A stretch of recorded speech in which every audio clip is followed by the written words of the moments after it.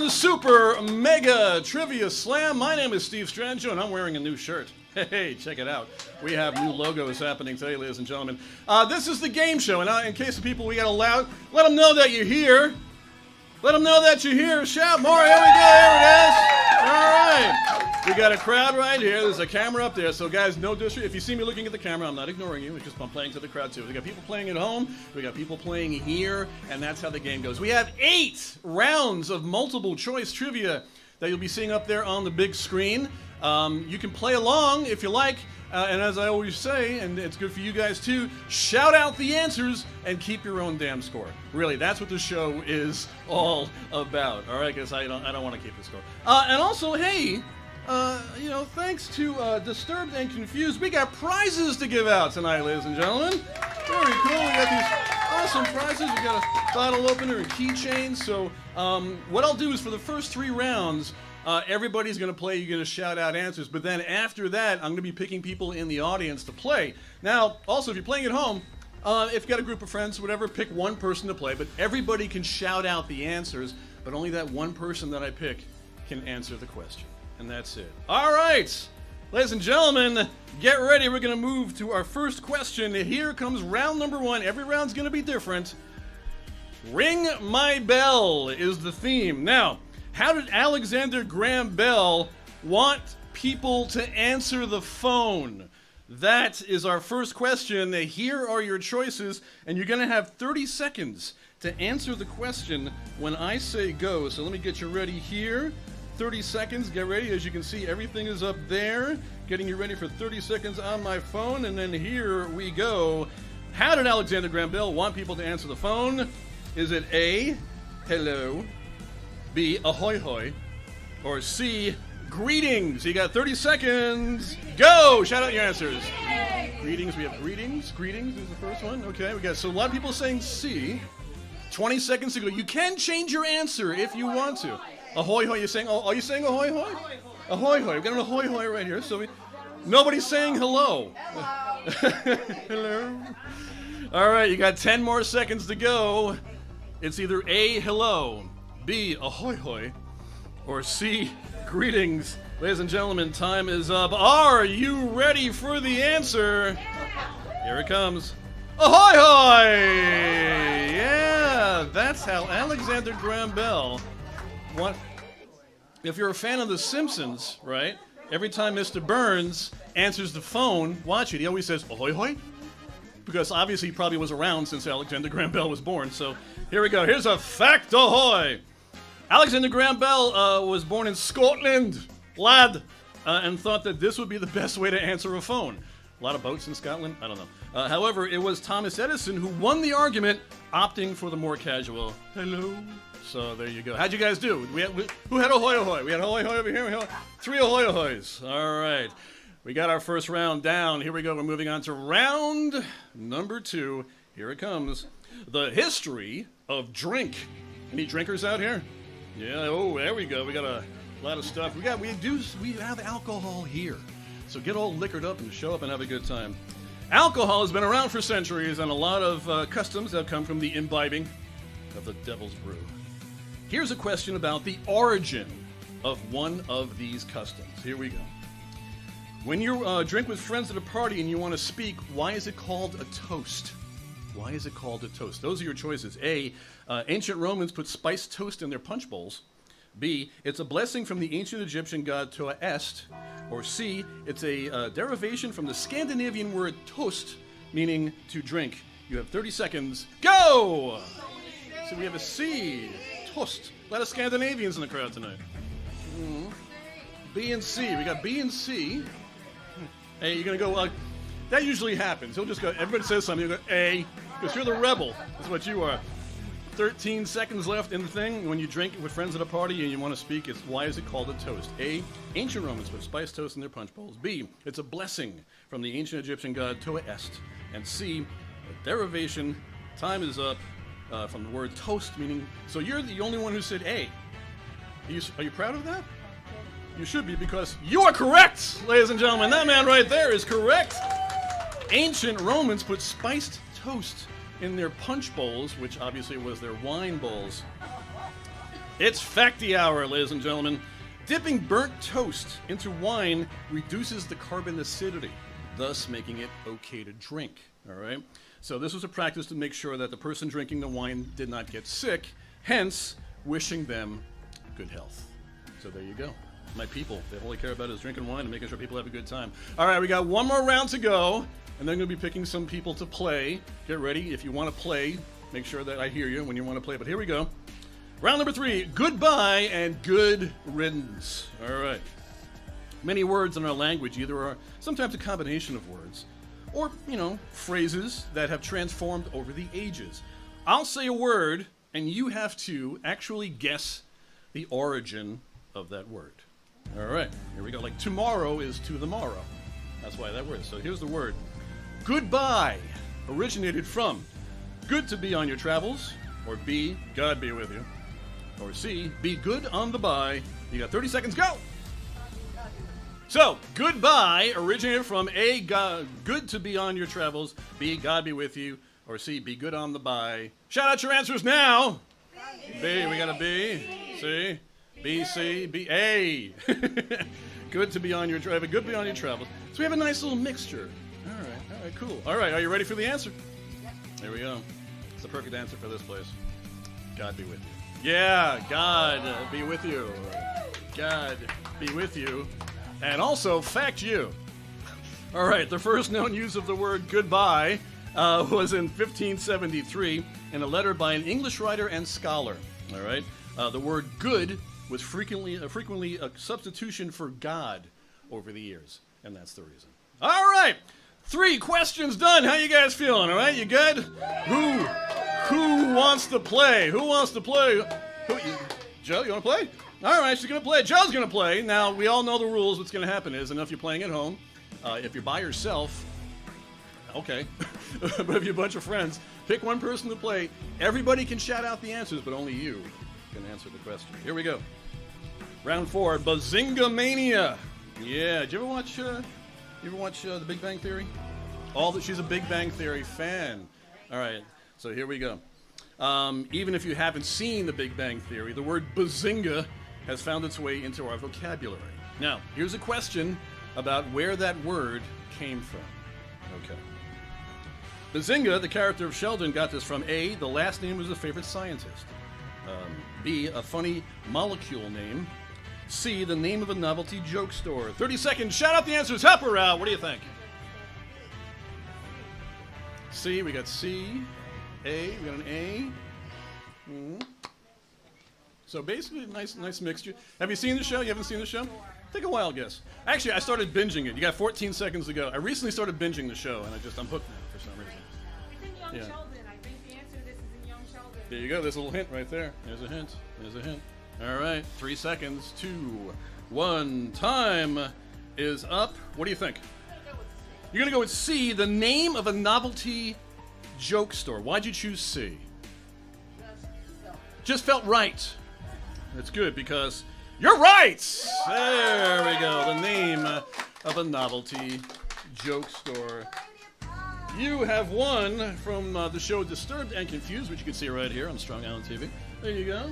That's for you. Congratulations. All right. Actually, the prize table is right there, so she has all the... The novelty joke store was in his hometown in Texas. Sheldon decided to use Bazinga as a way to introduce whimsy into his life, to let people know when he said or did a joke, too. We'd always say Bazinga, just to let people know what was up. All right, moving in to round number 5. Who wants to play? Yeah. Who wants to play? Who wants to play? On you. All right. Tell us your name. Lizzie. Hey, Lizzie. Nice to meet you. Round number 5, State of the States. Okay.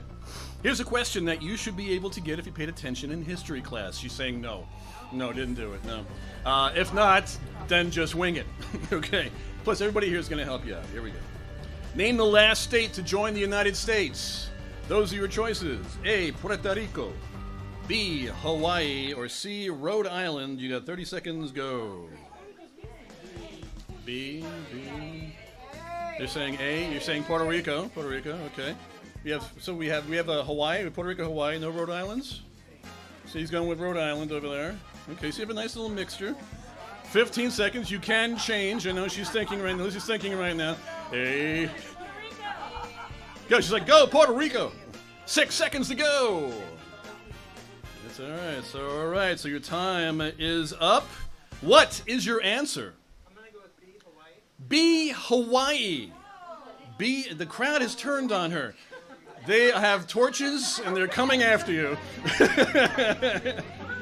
But you know something? Even though I mixed up here, but it's actually, I said A, but it's actually Hawaii is correct. Hawaii is correct. It's actually B, but Hawaii is correct. There we go. So what do you say here? There you go. Here's a fact America for you. Hawaii joined the USA 60 years ago. Puerto Rico is actually an unincorporated territory.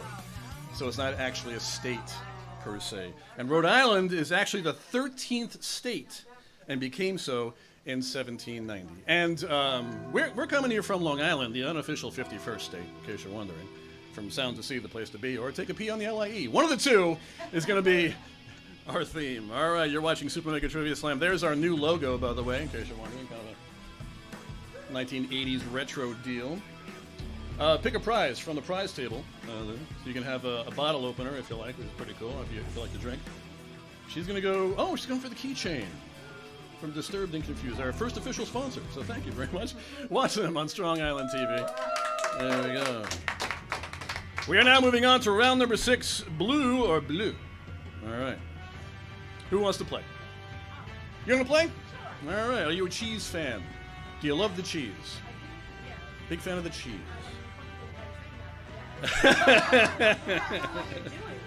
It all depends. It all depends on how you take it. Cheese has fungus. Deal with it. Okay. Besides blue or blue cheese, it's BL in French. It's bleu. So that's how you see blue cheese. Sometimes they sometimes spell it differently. What type of cheese, other cheese besides blue cheese, consists of blue fungus? Are you ready? She's leaning over so she can see. Here we go.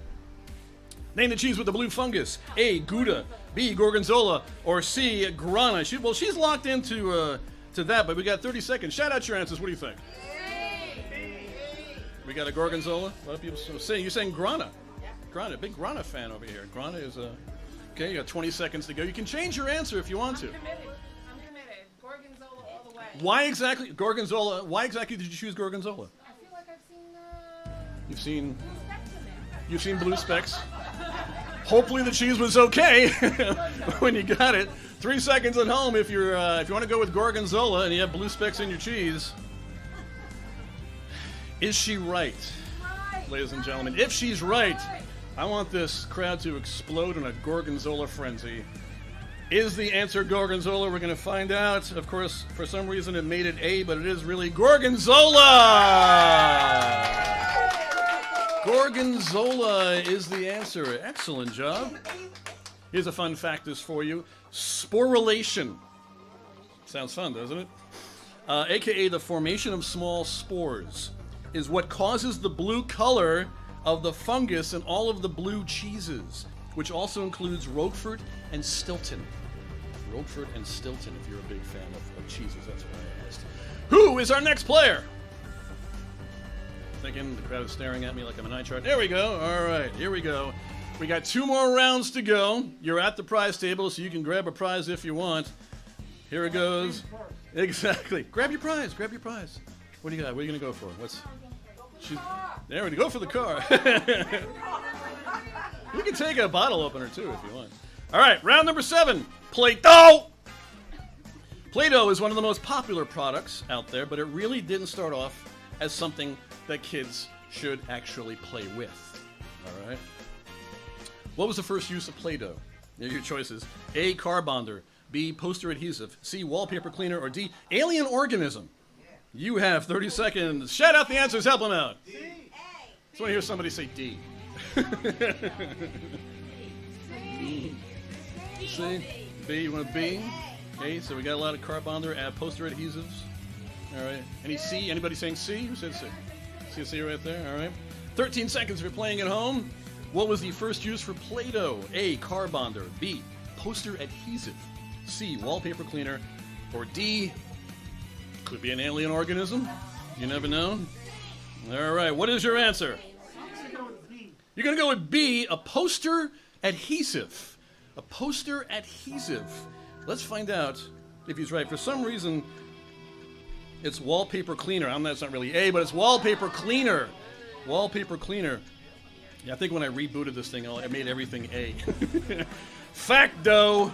With the introduction of vinyl-based wallpaper after World War II, this product became obsolete, okay, because everybody didn't want to clean their wallpaper, I guess, with this gooey substance.